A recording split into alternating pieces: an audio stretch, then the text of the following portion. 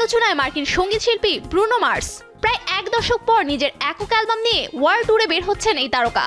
April মাস থেকে শুরু হওয়া এই ট্যুরে অংশ নেবেন উত্তর আমেরিকা, ইউরোপ এবং যুক্তরাজ্য জুড়ে প্রায় 40টি শোতে। দ্য রোমান্টিক ট্যুর শিরোনামের এই আয়োজন লাস ভেগাসে শুরু করবেন 10 এপ্রিল।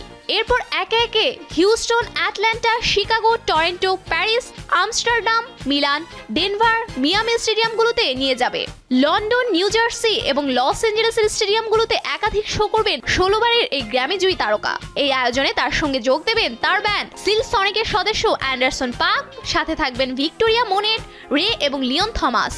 শুধু তাই নয়, মার্কিন এই তারকার 27 ফেব্রুয়ারি তার চতুর্থ স্টুডিও অ্যালবাম দ্য রোমান্টিক প্রকাশের ঘোষণা দিয়ে আলোচনা সৃষ্টি করেছেন। তার সবশেষ অ্যালবাম ছিল 24K ম্যাজিক, যা 2016 সালের নভেম্বরে বাজারে এসেছিল। আসন্ন 68তম গ্র্যামি পুরস্কারে আপাতের জন্য রোজের সাথে মার্সকে বছরের সেরা গানের জন্য মনোনীত করা হয়েছে।